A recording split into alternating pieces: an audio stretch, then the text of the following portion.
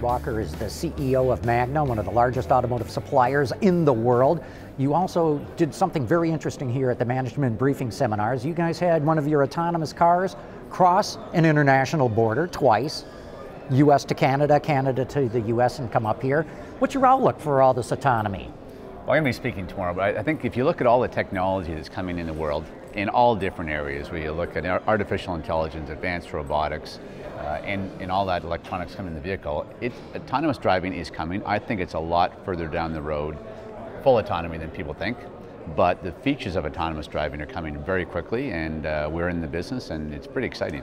Tell us a little bit about the business that you're in then, in this part. Well, we started in cameras, so we're in rear cameras, front cameras, surround view, and sensor fusion, but we've invested in LiDAR, in radar, so there's lots of competing technologies, and obviously cost is a big factor, so it depends on what the end consumer is willing to pay for, but there's a lot going on in the industry right now. But you are preparing yourself for a fully autonomous world. Absolutely, it will come eventually. When?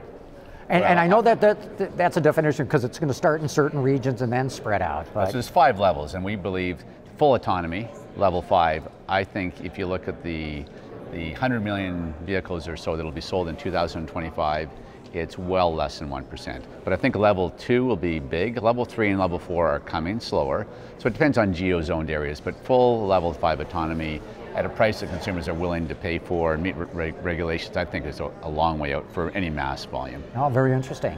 Electrification, purely electric cars is another one I got to believe that Magna is investing in as well. Yeah, our powertrain business is about $10 billion a year.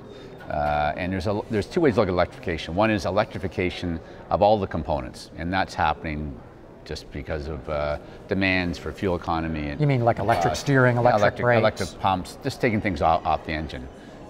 So hybrids are certainly going to penetrate. They're not that cost competitive yet, depending on whether you're producing electricity from oil or natural resources.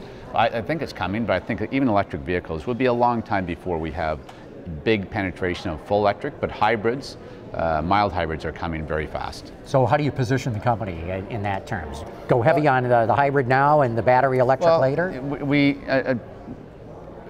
Really it's a transition. So a lot of the things that apply to a hybrid will apply to electric vehicles as well. So we're more focused on hybrid, mild hybrid, micro hybrid, well mild and full hybrid. Plug-in electric vehicles will be coming as well. So it really depends on the components. So we're basically in transmission, not in the engine, so it doesn't affect us as the engines replace electric vehicles, but all the rest of electrification is a really interesting progression of technology.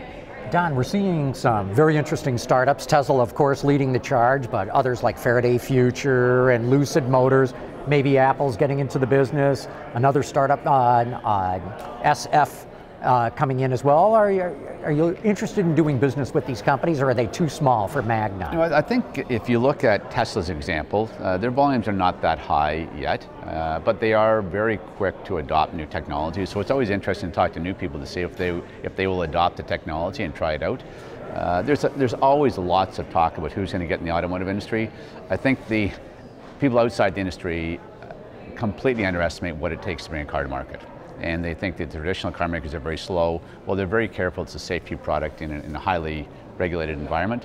So we're always interested in who might be coming in the industry and partnering with them, but I don't see a huge change in the next decade. But there will be some new entrants, and we're always interested in talking to people. And we make complete cars, and we can design complete cars, so we do have a lot of conversations. Very unique position that Magna's in. I believe you're the only supplier, is that right, that actually assembles vehicles for automakers? There's a couple of other suppliers out there, but they're not a parts producer. They're basically an assembler, so we can design, program, manage, source, and build complete vehicles under contract. We'll be making over 200,000 a year in our Austria plant for three different customers. So we have a lot of capability in that area, which helps us look at holistically at a car and look at electric vehicles or autonomous driving or systems. So we believe it's a real advantage internally for us. Any plans to build another assembly plant? You've got the one in Austria you mentioned. Any other places in the world that it would make sense? It's kind of like chicken and the egg. I think if we had a low volume assembly plant, we would be getting a lot more business, but it's a lot of capital. So we wouldn't put one up until we had commitments from 3 or 4 different customers that would cover our costs. But I do believe we're going to see more outsourcing and more faster to market with the car companies and to reduce their cost and more flexibility. So I think it's a potential business opportunity. So but you have to wait for them to commit, or you know this business, yeah, it's a show me business, and if you can show them the plant, maybe they'll commit sooner. If you show us a contract, we would build the plant for them. But we need because it's low volume, you'd have to have 2 or 3 customers all interested at the same time. Very interesting. Don Walker, thanks so much for your time. Thank you. Very interesting what you're doing at Magna. Thank you. Yeah.